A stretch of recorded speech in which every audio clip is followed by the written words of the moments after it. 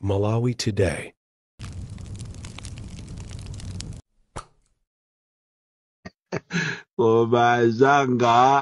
Azanga koma mukumva kukoma uvipi tu kumtenga kovo ya bwene asilikali ochuluka basi bantu kumaona kati vice president akupita kwina kwache koma ayi akukalowa musika kwagula tambalatu ndio wina wakenso kwao kwamata maganiza bwino kachumuchikira ndi chani ndipo ti ife timayang'anira anthu kumangoti zikhale choncho akuti analowa musika ku Lilongwe kumangoyenda mmene mujamo atanyamula nkhuku yake asilikali ambirimbiri one nthawi zina zake kumadekha ololi pakamwa pofuna kulankhula ndikuti kodi chimene tikuonachi ndi chani timaoneka ngati amadrama nzache wa madrama so koma azanga koma mukumva kukoma uvipi tu kumtenga kovo ya bwene asilikali ochuluka basi bantu kumaona kati vice president akupita kwina kwache koma ayi akukalowa musika kwagula tambalatu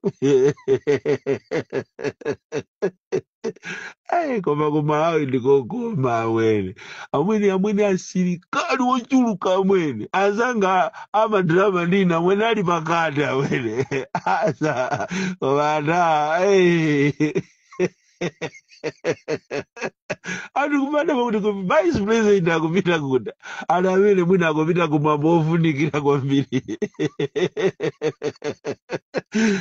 amwene maigulu iweyo iyase kumamba kukoma kuwenda amwene pakovo iya amwene riri magalimoto makamera nkati kudabwa kulichano kumpeza munthu akusika amwene adamenya kuisikoneka chipeya ka blaki kukangula tambala amwene musika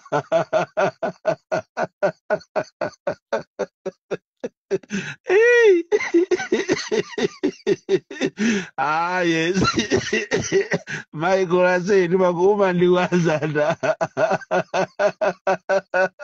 kumalawi ndikogoma Amalawi anzanga lelo pa 16 April tangotsala ndi miyezi 5 yeni kuti tipite kuchisankho pa 16 September.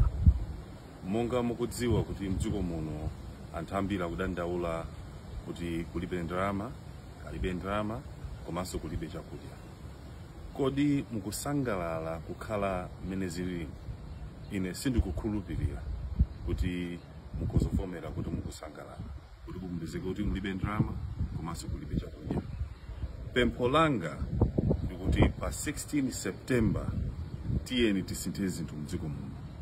Ine ndikuthokoza onse amene akusapota movement kuti zinthu zisinthe mdziko muno.